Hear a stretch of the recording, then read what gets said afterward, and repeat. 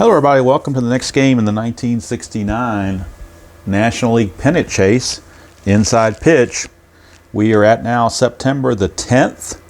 I've highlighted all the games that have already been played, and after these games have been played, here are the updated standings. And I took out, of course, the bottom feeders because it's really pointless to hold them in. Game today is going to be between the third and fourth place teams, St. Louis and Pittsburgh. The loser of this game probably will be dropped from the standings list because they're just going to be falling, especially if Pittsburgh loses. They're going to really drop off. But it is St. Louis and Pittsburgh at Pittsburgh. Bob Gibson against Steve Blass. And then after the game is over, we'll do the ticker to simulate the other games and get updated standings until the next game, which is going to be San Francisco at Atlanta. It'll be McCormick against Reed in the next game. So I know we're starting to see some of the teams repeating themselves, but that's what you're going to get when we're doing pennant race. You're not going to have all these different teams. You're going to have the same teams that are in contention over and over. All right, so let's bring everything into position. We've got Forbes Field. I'm so used to Coors Field from playing the Nationals. Let's look at the starting lineups for both teams. Leading off for the Cardinals, Lou Brock in left, Curt Flood in center, Vada Pinson in right. Joe Torre is back at first base. Tim McCarver catches. Julian Javier at second, Mike Shannon at third, Dal Maxfield at short, and Bob Gibson the pitcher. Kind of what I would call more of a normal lineup for the Cardinals. For the Pirates, Matty Alou is in center, Gene Alley's at second, Willie Stargell's in left, Roberto Clemente in right, Al Oliver at first, Manny Sanguillen catching, and Richie Hebner's at third, Freddie Patek at short, and Steve Blass on the mound. Okay, I think I might need to raise this just a touch to make sure everything fits in.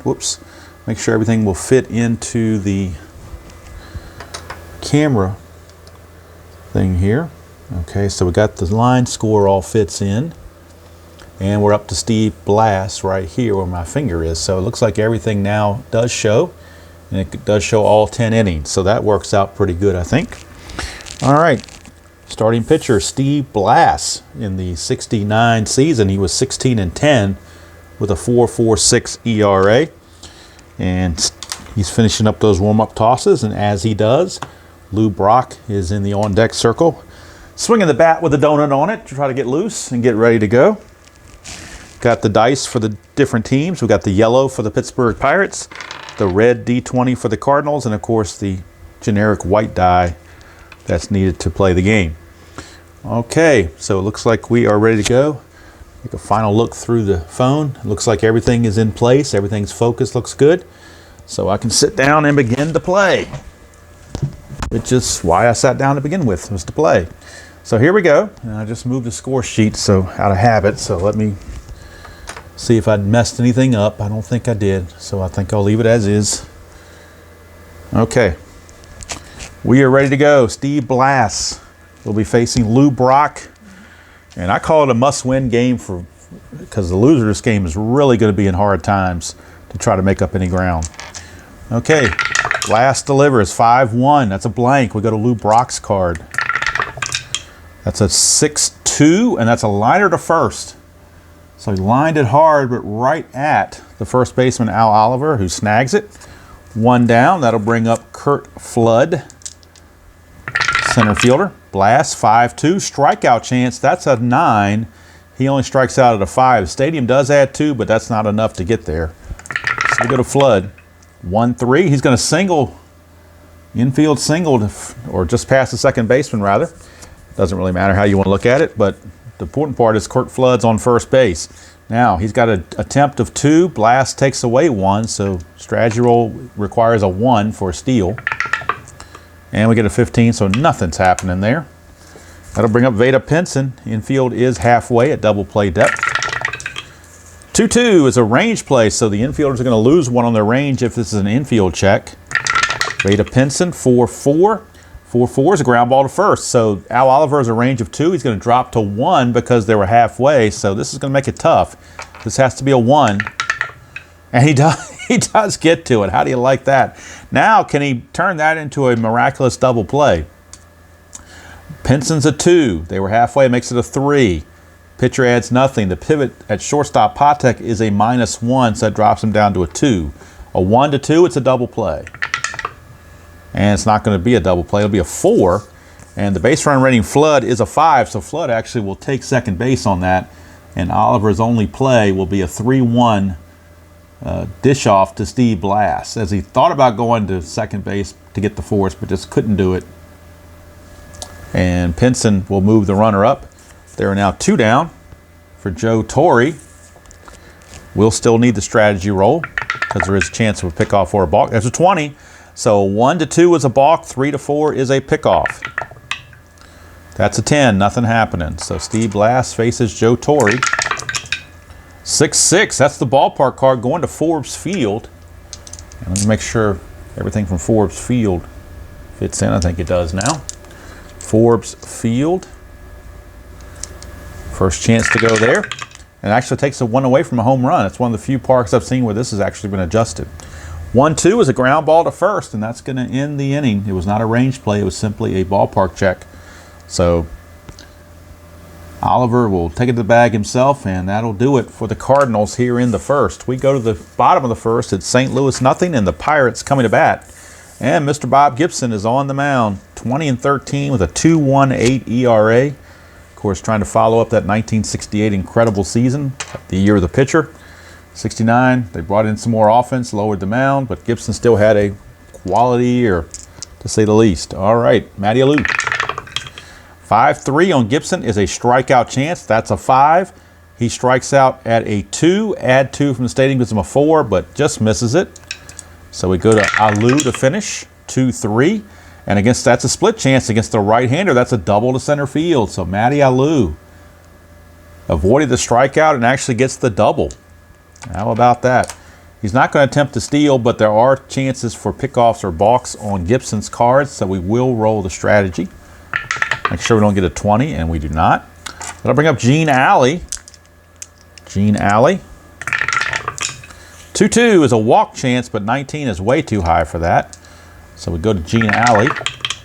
5-4, and unusual, a pop-up to the pitcher Gibson. Don't see that happen very often. But obviously it must have happened to Gene Alley at some point, because why else would they put it on the grid if he didn't actually pop one up to the pitcher at some point? So that's 1 away. Of course, on a pop-up, there is no doubling off because the runner has obvious time to see what's going on and get back. All right, here's Wilbur Stargell. About 10 years before We Are Family. Gibson 4-3. That's a walk chance, but 17 again is too high for that. Stargell 1-4. Starline 4. Ground ball to third. And Matty Alou is going to have to hold at second base because he does not have a base run rating of 6, as is what you need to advance. All right, so now that brings up Roberto Clemente. First base is open, but Gibson's not about to intentionally walk anybody. He's going to go after him. It's not Gibson's style to intentionally walk people. 4-6. Well, you might hit him. Hit by pitch is a 4, plus 3 is a 7, but that's an 11. No hit by pitch. Here's Clemente. 5-6. Starline 3. Ground ball to second. And Julian Javier flips to Torre to end the inning. And there's nothing doing for either team in the first. We go to the second, no score. And Steve Blass back out. Will be facing Tim McCarver. Last couple Cardinal games in this replay, Joe Torre had been catching, but now Tim McCarver is back and healthy and ready to go. He'll be facing Steve Blass. 3-3 is a range play, so we're going to a McCarver for the range. 5-3, that's a fly to right. Right fielder Clemente has a 5, best range you can have, so if this is not a 6, he will make the catch. And Clemente hauls it in, 1 away. So Clemente makes the play, 1 down. That'll bring up Julian Javier, second baseman. 2-2, another range play. 4-3, single to second base or past second base, but the second baseman has something to say about it. And that second baseman is Gene Alley. He's a 4. If it's a 4 or less, Gene Alley would take this hit away. He does not. It's a base hit. So Julian Javier able to sneak it past Gene Alley for a 1-out single. Javier's a 2, -1, gives him a 1 for an attempt. And there's nothing going on there. That brings up the third baseman, Mike Shannon, infield halfway. 4-6. Would be a single if he's tired, but he's not tired. 1-4, that's another single past second base. So they like that second base hole there for sure. And to get from first to third on an S4, you need a base running rating. If I get my chart out, you need your base running rating of 3 or better. Well, Julian Javier is a 4, so he will make it to third without a throw. Puts runners at the corners, nobody out, or 1 out rather. Mike Shannon's attempt is a 1, but that's a -1, so he cannot steal, but there is a chance for a pickoff or a balk, so see if anything happens on that. It does not. So that brings up Maxville. Now the decision is for the Pirates. Do they play the infield in, or do they play for a double play in hopes of turning the double play on Dow Maxville? If they play the infield in, Julian Javier's run rating drops to a 2, which would certainly make him question whether he would try to advance. I think they're going to play back for the double play. I think that's what they're going to go for. They're going to go for the double play. Let's see what happens. 6-6 is the ballpark card, so we're going to Forbes Field. 6-2, that's a single to left, so it doesn't matter. It's a base hit. And that will score Javier. Dow Maxville with the RBI single. And Shannon cannot go to left field. He's a base run rating of 3. Stargell is a 0 arm. And to get from first to third on a single to left, you lose 2, makes him a 1. So he's not going to try it. We're not even going to go there. Anytime it's a 1 like that, it's just not worth the risk. So I know the official rules don't give you a play safe option, but I know RJL and myself have both kind of adopted that just because it makes baseball sense to do it that way. So runners are at first and second with 1 out for Bob Gibson, who's a 4 bunter, but he's also a 246 hitter. So he's more apt to swing away. If there were no outs, he might bunt, but with 1 out, I think they're going to have him swing away. Let's check for strategy, nothing happening. Blass 2-1, that's a double question mark against a right-hander. 1-19 is a start line. That's a 17, so it will be a star line. That is a 6, which is a fly to center for out number 2. Now to get from second to third, you subtract 3 from the base running rating. Shannon's a 3, so that makes him a 0.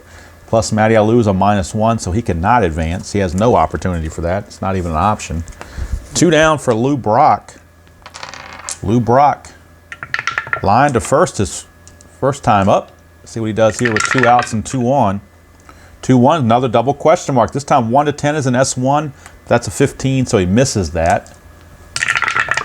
Go to Brock, 6-1. He's going to ground it to second, and Mr. Gene Alley will put it away, throwing over to Oliver to end the inning, but the Cardinals strike first with a run. Thanks to the Dow Maxville RBI single, we go to the bottom of the second. Cardinals 1, Pirates nothing. Bob Gibson, giving Bob Gibson the lead is a dangerous thing. Here is Al Oliver, borderline Hall of Famer. And it seems like most of the Hall of Famers they've elected lately have been borderline, so you never know. Bob Gibson, 2-2 is a potential walk, but that's too much. Not going to be a walk against Oliver. Go to Oliver's card. 6-2, ground ball back to Gibson. Easy play, 1 away. And that will send up.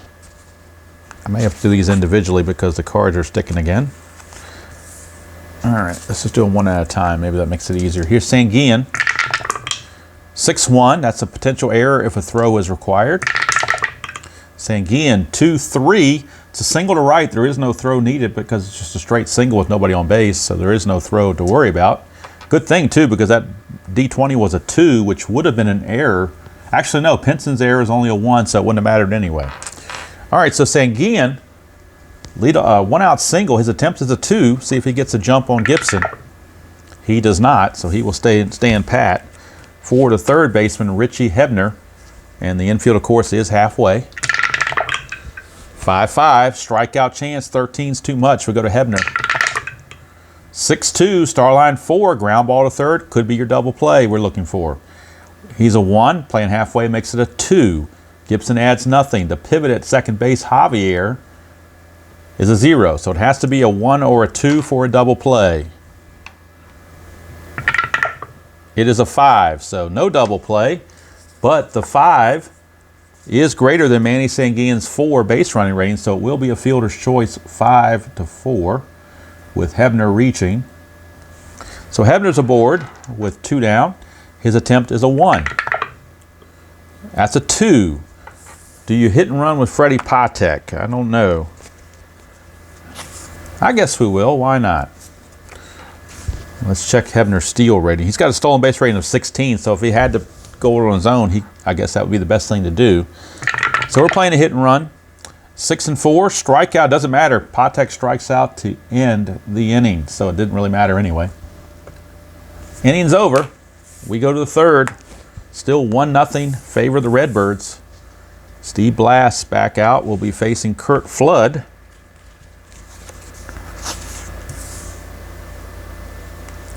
Curt Flood. Blass 6-3, strikeout chance 17, way too much for that. 4-2, ground ball to third, and Hebner tosses over to Oliver for 1 away. 5-3, not 5-2. 1 down for Veda Pinson, and Pinson grounded to Oliver his first time up. Oliver made a nice range play and flipped to Blass to get the out. 5-3, and that's another strikeout chance, but 15 again, too much for that. 2-4, and that's a star line 4, which is a ground ball to third. So again, Hebner playing catch with Al Oliver for 2 down, 2 in a row for Joe Torre. Torre also grounded to Oliver his first time. 4-4 is the ballpark card, going back to Forbes Field. 2-4 on Forbes Field is a single plus a chance to extend it to a double. Let's take a look. Torre is a 2 base running rating. Center fielder Alou is a -1, so this has to be a 1 for him to make it. It is not, so Torre has to hold at the single. So it's a 2-out single. He has no attempt, so no worries there. For McCarver, we'll do strategy because there's a chance of a balk or a pickoff, and that's not happening. So here's McCarver. Blass 2-4. That's a walk chance against a lefty, and that's a 1, so McCarver draws the base on balls, puts runners at first and second with 2 down. And now Julian Javier with a chance to bring home a run. Again, roll the strategy. Nothing happening. Blass 6-5, potential walk 13, too much.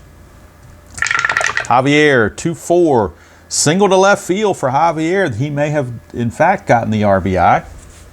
Let's check Joe Torre's base running rating. He runs at a 2. There are 2 outs, bumps him up to a 3. A single to left, he adds another one, makes him a 4. Left fielder arm, in this case, is Brock, is Stargell, who's a 0. So 1-4, and he makes it. It's a 6. That means somebody's out.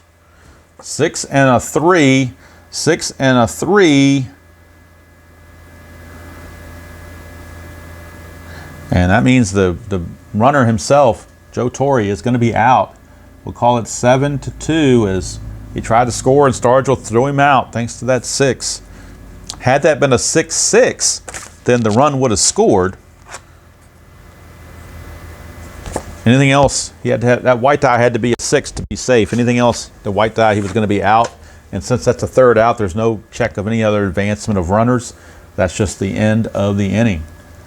So Willie Stargell saves the Pirates a run, keeps the score at 1-0, gives his team a chance to come back. He will actually lead off this inning. His first at bat of the game. He actually is a .250 hitter, so both pitchers are good hitters. 4 pitchers. 3-2 is a double question mark against the right-handers. 1-13 is a star line, but that's a 19. So Blass has a chance. 2-4, question mark 9. 1-17 is a base hit. That's a 15. That's a triple for Steve Blass.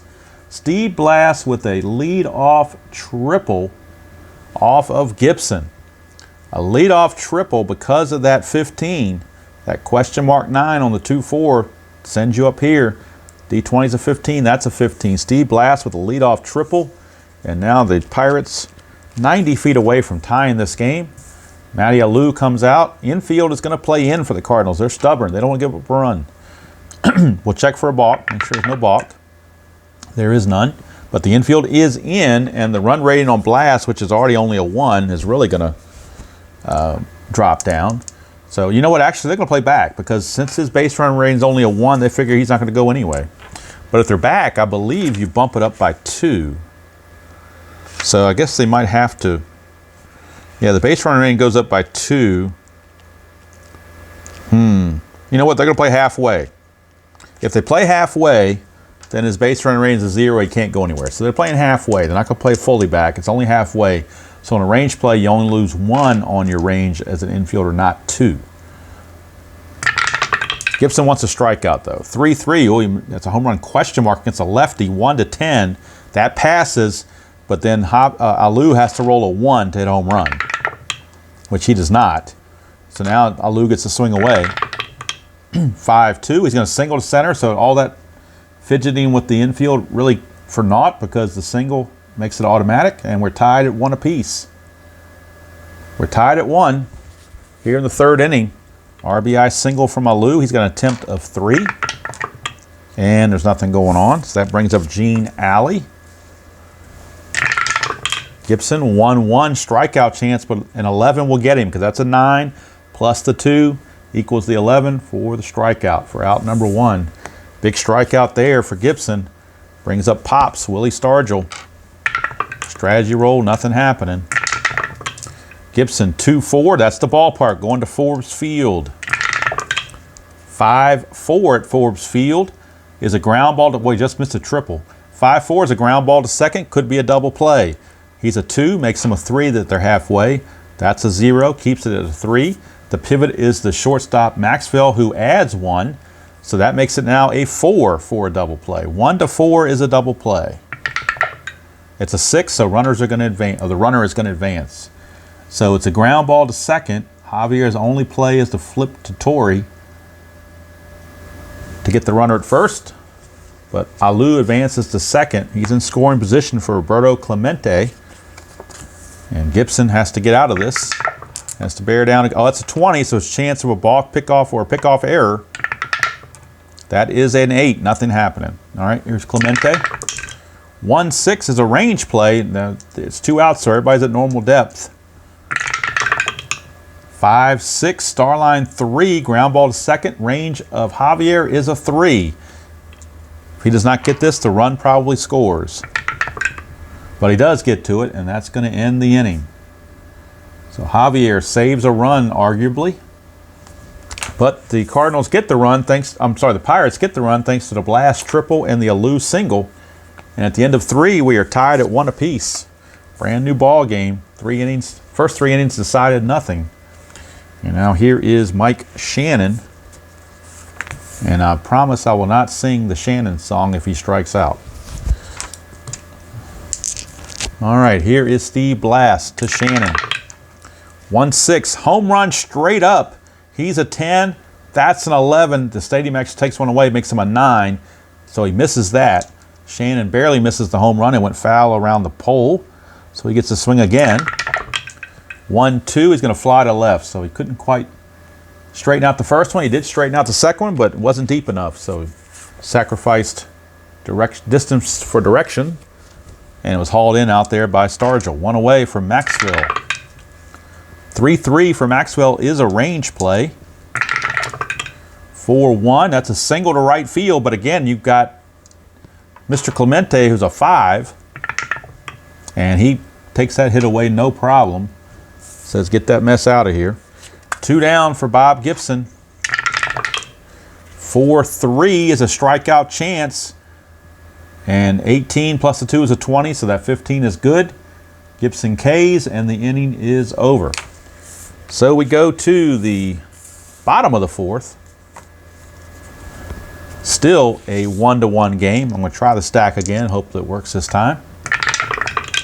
2-4 for Gibson. We're going back to Forbes Field. 3-3, fly to right, 1 away. So Forbes Field, actually that's good for the pitcher because majority of the hits on Forbes Field, there are no straight up home runs on that. Plus it takes, well, normally it takes one away. You can get a triple though. And a couple places you can get a triple and you can get some doubles, but for the most part they're mostly hits or outs, I mean, or singles at the best. All right, here's Sanguian, 5-1 Gibson. He's not tired. Sanguian, 3-3, Starline 6, fly to right. So 2 outs in a row as the right fielder Pennant puts them both away. Brings up Richie Hebner. 4-3, and a 4-3 is a walk chance. 8, it's a 10, minus the 2 is an 8, but that's an 8, so Gibson issues the free pass to Hebner, 2-out walk. Hebner's an attempt of 1, but nothing's happening. So Hebner will wait around for Freddie Patek. 2-3, strikeout plus against a right-hander. He strikes out at a 9, plus the 2 is an 11, plus the 10 is a 21. So even though that's a 20, he barely gets him. That's about as good as you're going to get right there. Strikeout on a 20. The 9 plus the 2 is an 11, plus the 10 for the plus makes it a 21, so 20 fits, and the inning is over. So we go to the 5th, still tied at a run apiece in this game to see who's going to stay in the race in the National League East. Try to catch those Cubs and Mets. Loser probably drops off the board. Here's Lou Brock, 3-2. 3-2 is a strikeout chance. 11 will get him. He's a 12, plus 2 is a 14. That 11 is good. And Blass records the strikeout. And here's Curt Flood. 1-2 is a walk chance, and he will draw the base on balls. So Curt Flood, a 1-out walk. He's got an attempt of 2, but Blass takes 1 away from that. So the 6 will be no effect. And that'll bring up Veda Pinson. Field is halfway, as usual, on runner at first and less than 2 outs. Blass, 6-5, walk chance. Too much, not going to walk him. Veda Pinson, 6-5, is a pop-up to third, infield fly rule, so they can't have any shenanigans going on. 2 down. And that brings up Joe Torre. Nothing on the strat. Well, that one shot the coop. Let's re-roll the white die. That's a 5-5, and that's a strikeout plus, so he's gone. Torre is out of the. Torre wants a re-roll, but he's not getting it, so that's going to end the inning. If only one of the dice or one of the die jumps the ship, then there's certainly nothing wrong with these 2 rolls. They were legitimate rolls. No sense re-rolling those because they were good. They were fine. Just fix the one that got broken. That's all. No need to reinvent the wheel.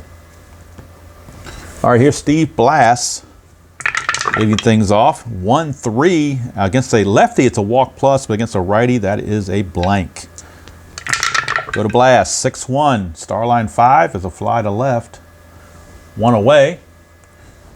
And that now takes us to Matty Alou. 2-1. Strikeout plus against a righty, but Alou's a lefty. So that's another blank. Alou, 6-3. Ground ball to third. Shannon over to Torre. 2 down for Gene Alley. 2-5, and that's a range play. Had a lot of those today. 5-1 is a single past second, but again, Javier's a 3. Can he stop it? He can. So Javier gets to it, ends the inning. 1, 2, 3. We go to the 6th. Still tied at 1 apiece. The Cardinals won this game in real life 11-2, but we're getting the Steve Blass is actually outperforming himself so far. Gibson's about right on track, but Blass obviously a little bit better. All right, here's McCarver. 1-1 is a strikeout chance. That's a 12. Nowhere near high enough. Sorry about that. I had to cough, and I didn't think you wanted to hear that. Okay, no, I don't have corona. This is or COVID. That was just don't have corona either. But that was just a simple cough, like a dust cough or something. All right, 6-1, dry throat cough. 6-1 is a blank, so we go to McCarver. 2-2, ground ball right back to the pitcher. Blass easily over to Oliver, 1 away. Here's Julian Javier. 5-5, and that's a strikeout plus against the right-hander. He is a right-hander, so that 4 will get him. And there's 2 away. 2 up, 2 down for Mike Shannon. 4-5, and that is going to be a possible error if there's a ground ball. Shannon, 3-1, star line 2, ground ball to short. Shortstop's error rating, Maxfield, is an 8. That is an 8. I'm sorry, the shortstop is Patek. He's a 13. That is an 8. That is definitely an error on Patek. E6, first error of the game on either team. So Patek boots it. That'll continue the inning. Shannon's a 1, but Blass is a -1, so we still roll for potential pickoff or balk, but no steal chance. Nothing going on there. Here's Maxfield. He has the only RBI of the game in the second inning. Here is Blass, 4-1, potential wild pitch. That's a 7. It will be a wild pitch, and that might be big because that puts the runner into scoring position. Now for Maxfield, now the first base is open. They could walk Maxfield and pitch to Gibson, but Gibson's actually a better hitter than Maxfield is, so they're certainly not going to do that. Reroll the strategy, nothing going on. Here's Blass to Maxfield, 3-4, and that is a potential hit by pitch. He's a 2, plus a 1 is a 3, but that's an 11. So no hit by pitch. We finish on Maxfield. 6-1 is a pop up to short, and that's going to end the inning. So the error doesn't come to fruition for any runs. We go to the bottom of the 6th. Still tied at 1 apiece here at Forbes Field. Pitching duel continues, and Wilbur Stargell comes in to lead things off against Gibson. 3-5. 3-5 is a strikeout plus to righties, but Stargell's a lefty, so he gets to swing away. 5-3 is a star line 2, which is a fly to center.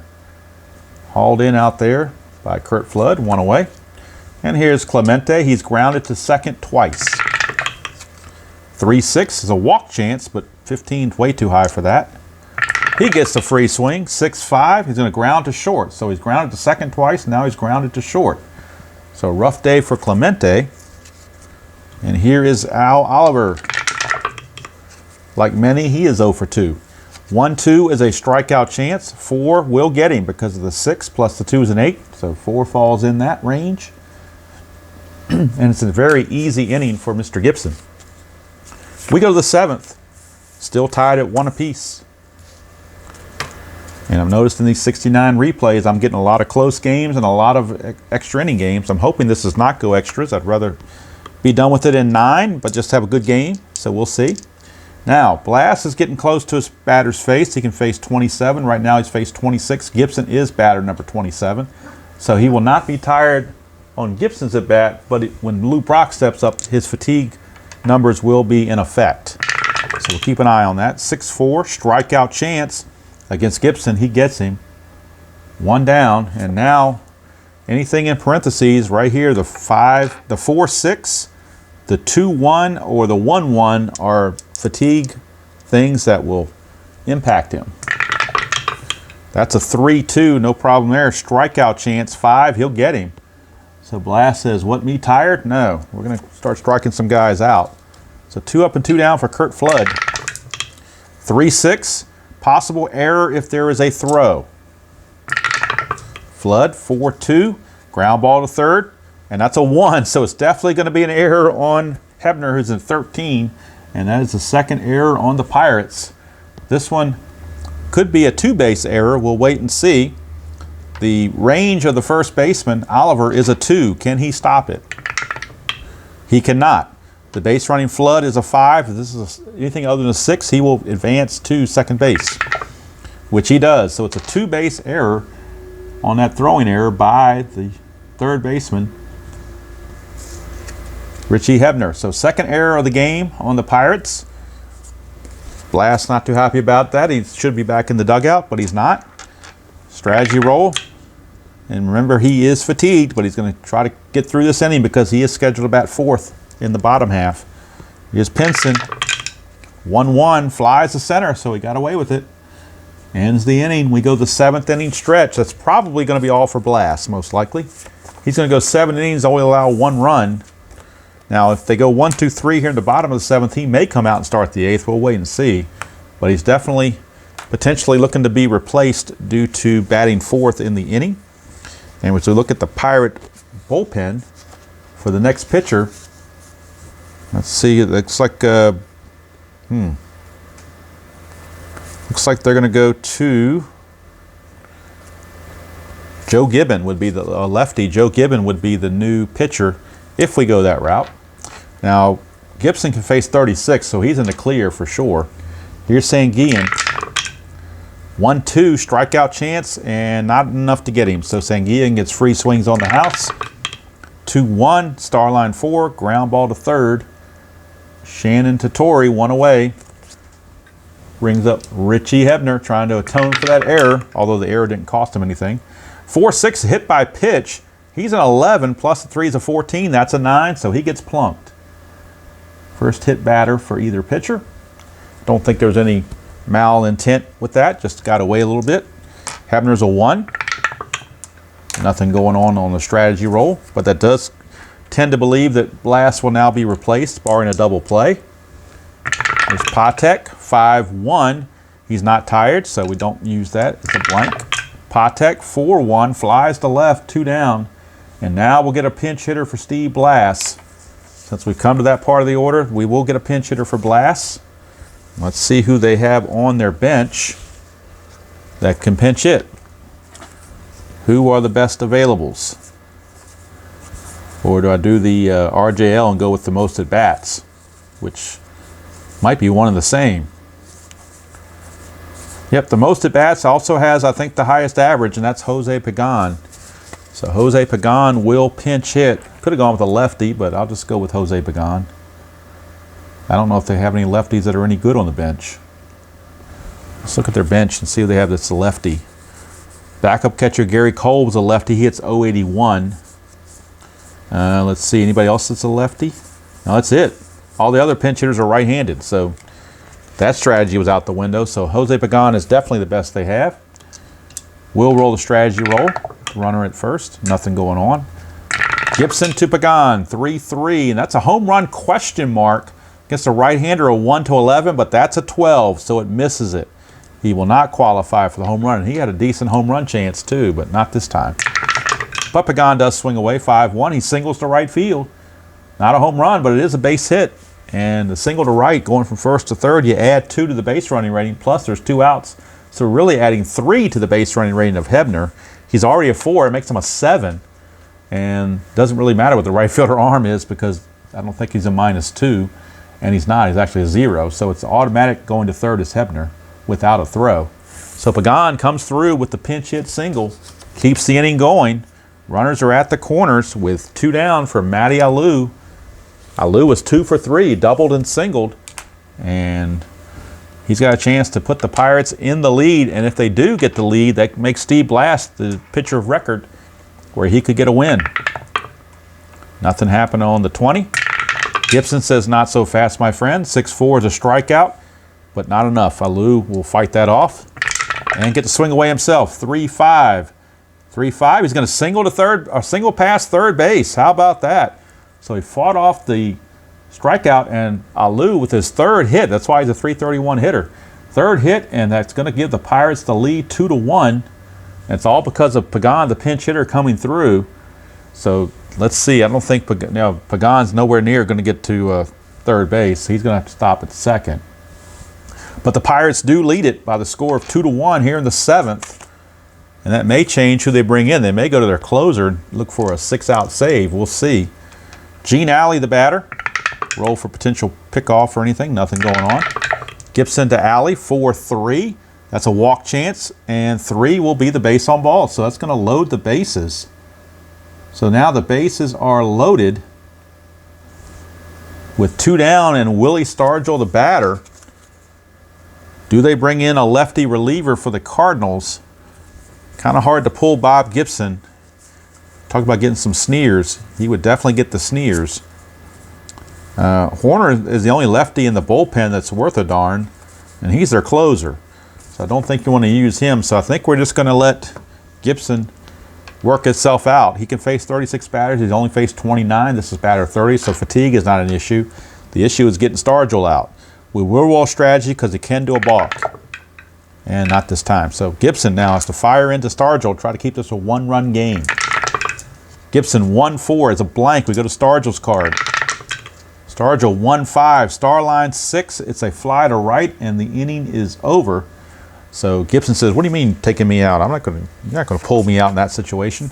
So he got out of it, but the run does score, and the Pirates now lead it 2-1 as we go to the 8th, and we will get a new pitcher for the Pirates, and it will be. Let's see, do they go to the righty or do they go to the lefty? How do they want to work this? There's righty, lefty, righty coming up, but a whole lot more righties than there are lefties. So I think they're going to go to Chuck Hartenstein. He's not necessarily the closer, but he did have 10 saves. So he's going to be in there to see what he can do. Chuck Hartenstein. But they do have a lefty in the pen, Joe Gibbon, in case he gets in trouble. Right now it'll be Torrey against Hartenstein. 6-6 is blank on Hartenstein. Go to Torrey, 1-3, star line 1, ground ball to second, 1 away. Pirates in a must-win situation. Well, so the Cardinals, really. 6-6 again is a blank, so McCarver gets a swing away. 6-6 again, fly to left. A lot of 6-6s for some reason. 2 down for Julian Javier. Hartenstein, 3-2, and that's a strikeout chance, and 2 will get him. 2 gets him, so that's going to be a strikeout. So Hartenstein, a perfect top of the 8th. We go to the bottom of the 8th, and it looks like Gibson's going to come back out to try to finish what he started, because the Pirates have 2 runs just like they did in the real game, but the Cardinals are far short of their 11. That is for sure. Gibson's like, where's my run support? But it ain't happening today. Here's Clemente. 3-3, and that's a home run question mark. Right-hander 1-11. That's a 2. It passes. So that's a 1-18, -1 from the stadium. It's a 1-17, and this is gone. 17, it is gone.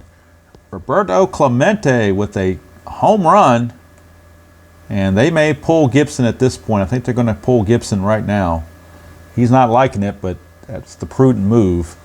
So Gibson's going to go 7+, give up 3 runs, and the left-hander will be coming on for the Cardinals, and that is none other than Joe Horner, their closer. So Joe Horner is on. Now Gibson is set to bat 3rd this inning, so is there going to be a double switch? Let's see, Javier was the last to make an out. Let's see, we might have a double switch coming here. Who do they have on the bench that's any good is the question. May not have a whole lot going. Their bench is pretty weak, to be quite honest. Most of these guys don't hit over 200. Now Ricketts is 273, the backup catcher, but he has no power.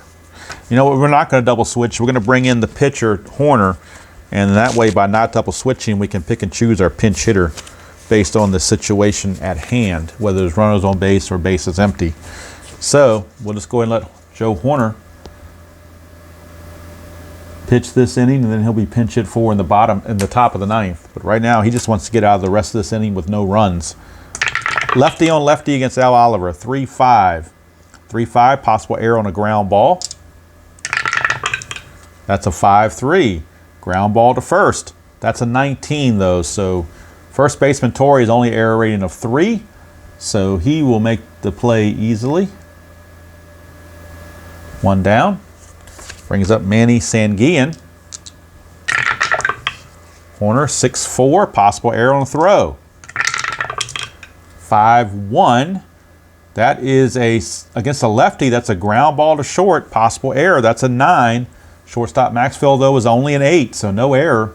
Maxfield makes the tough play. And Torrey comes off the bag to get it.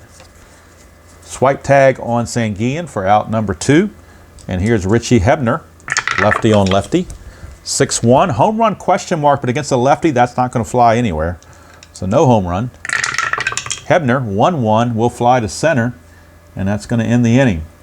So the Pirates get that additional run thanks to the Clemente home run, and they lead it 3-1 as we go to the top of the 9th, rather. Hartenstein's going to come back out to try to finish what he started, or the relief job he started. He can face 7. He's only faced 3, so he's good to go for 4 batters.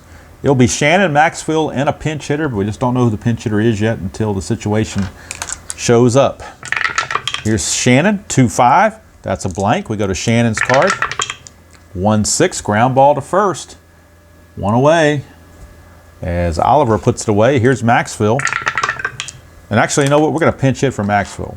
He's a 175 hitter. They got to have someone on the bench better than him. So let's before we move further, let's pinch hit for Maxfield.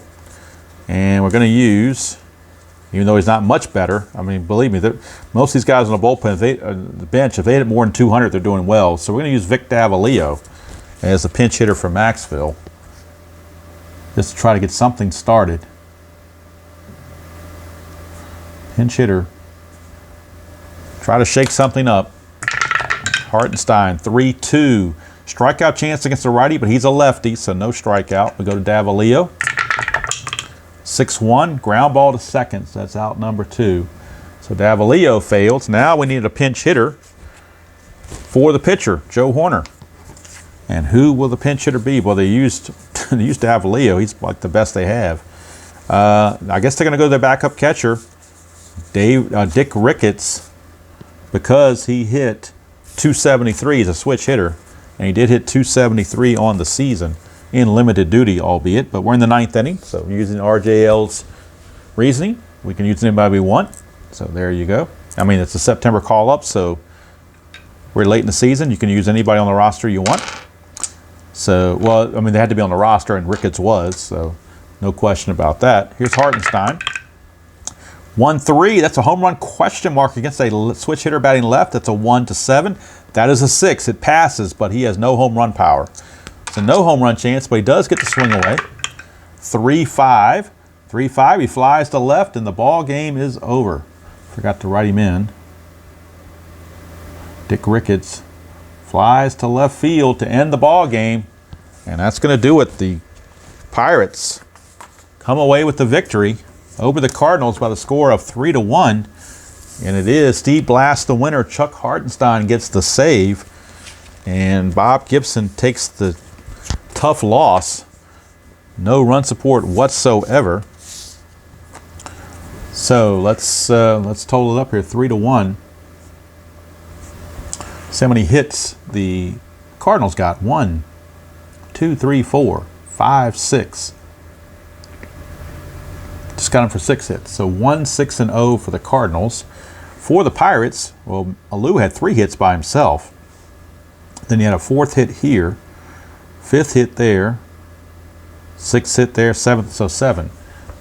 All right, so the final score, Pittsburgh 3 runs, 7 hits, 2 errors, and the Cardinals 1 run, 6 hits, and no errors. Winning pitcher, Steve Blass. Losing pitcher, Bob Gibson. The save to Chuck Hartenstein. So now we go over to the standings board. And with that victory, the Cardinals are now the Pirates are now 76-62. Cardinals are 77-64. They will now flip-flop spots in the order. So particularly if the Cubs win, then the Cardinals will drop to 8.5, and I will probably take them off of the standings and just really concentrate on these two. But we'll see. We'll see how it plays out. So we're going to the ticker. Now I know RJL has just come up with something new for his, but I'm just sticking with what I know, and it's random enough for me, or it's specific enough for me because the teams have these numbers here for a reason. So based on their win-loss records. So we shall see. Now the Mets play a doubleheader in this game on this date against the Expos, so they got a chance to get 2 wins here, while the Cubs have to play Philadelphia, which should be a win for them, but you never know. So we shall see. We keep going on these fast action cards. I'll shuffle them, I'll flip them over, and I'll cut them, and we'll get ready to go. First game, well, first we'll write in Pittsburgh with a 3-1 victory over the Cardinals. Now it's San Diego and Cincinnati. Cincinnati is 2.5 games back of the Giants. So we look at the standings again here in the West. Cincinnati is 2.5 back of the Giants, so they can't afford to be losing to San Diego, you would think. So but the Padres need a 2 through 5 to get the win. Otherwise, Cincinnati will get that win. It's a 10, so Cincinnati does win it 4-1. So with that victory, Cincinnati now proves to 78-61. Next up, Houston and the Dodgers. Dodgers are 5.5 games back and fading fast. They definitely cannot afford to lose to Houston. They need a 4 through 7 or a 12 to get the victory. That's a 7, so they get it 1-0. 1-0 Dodgers over the Astros. That will bump the Dodgers up to 77-66. So they're trying to keep pace. Now the Cubs and the Phillies. Cubs need a 3 through 8 to get the win. It's a 9, so the Cubs take a tough loss. Philadelphia wins it 8-7, and the Mets are very joyous about that. So the Cubs now drop to 85-57, and Pittsburgh now is only 7 games out, while St. Louis remains 7.5. So I'll keep them both on the standings board for a little while longer. San Francisco, Atlanta, another big game. San Fran's in first. Atlanta's 4.5 back. Atlanta kind of a must-win. 2 through 6 or a 10 gets the Giants the win. Anything else, Atlanta wins. It's a 7, so Atlanta wins it. Atlanta wins it by the score of 5-2, and that helps tighten things up a bit. That will give the 61st loss to the Giants. Atlanta gets win 77. So Atlanta stays ahead of the Dodgers by a game, but they pulled within 3.5 of the league-leading Giants. So now that brings up the big doubleheader, and Cincinnati, because they won, they also gain a game. They're only a game and a half back now. So that's going to help them quite a bit. Let's see. Yeah, St. Louis, Pittsburgh are going to flip, so let's write in the numbers here, 7.5. Okay, now the big one. New York and Montreal, a doubleheader. Montreal needs a 2 through 4 or an 11 to get a win. That's an 8. So that first game goes to the Mets, 7-6. Can the Mets sweep the doubleheader? They can. It's a 10-9 game. Struggle in the second game, but they win them both. So the Mets now improve to 85-56, and they actually take a half-game lead now in the East. So with that win, they go to 85-56. They are now a half game ahead of the Cubs.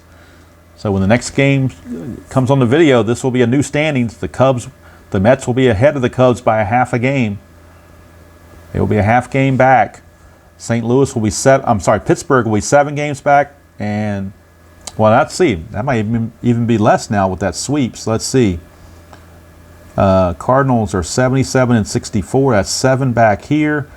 8 back here, that's 7. So actually they're 7.5. Is that right? No, I'm looking at this one. Okay. 8 here and 8 here. So they're actually going to be 8 back. The Cardinals are 8 back because the new first place team is now the Mets. And they're going to be, let's see, 9 games back here, 6 games back here. Let's see, 9. I'm sorry, the Cardinals are 8 back because they're in 4th place. I got to move the teams around. Pittsburgh now is, let's see, 9 here, but only 6 here. So I believe that's 7.5 if I'm not mistaken. It's a mess, but I'll figure it out for the next video. But the key thing is Pittsburgh has jumped St. Louis, and the Mets have jumped the Cubs.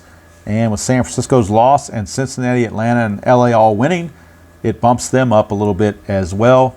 So now they're Dodgers are 4.5 out, Atlanta's 3.5 out, and Cincinnati's 1.5 out. So things are tightening up just a bit. This game is done. Next game on the docket, Giants and Atlanta. You can see what a potentially important game that is. As San Francisco tries to hold on to first place, and these 3 teams are hot on the trail. So the next game will be San Francisco at Atlanta, and that will be the next outing. And of course, I'll have the new updated standings that looks a lot cleaner than this for next game. So hope you enjoyed that presentation of Inside Pitch, 1969 style. Steve Blass, the big MVP of the game with that nice pitching performance, holding the Cardinals just 1 run through 7 innings. And then Clemente putting the icing on the cake with that 8th inning home run off of Gibson to drive Gibson from the game. So that's going to do it from here. Hope you enjoyed that, and hope you enjoy playing whatever you choose to play in the hobby, no matter what type of game it is, whether it's a computer game or cards and dice, whether it's inside pitch or a different game, whether it be Stratomatic or Payoff Pitch or APA or Fall Classic or whatever your Pine Tar, whatever Replay, whatever your heart, History Maker Baseball, whatever floats your boat. The important thing is that you're having a good time at it, enjoying the hobby, and that's all that really matters. It doesn't matter what anybody else thinks. It only matters what you think, because you're the one playing it. All right, so that's going to do it from here. Till next time, stay safe out there, and I will see you down the road.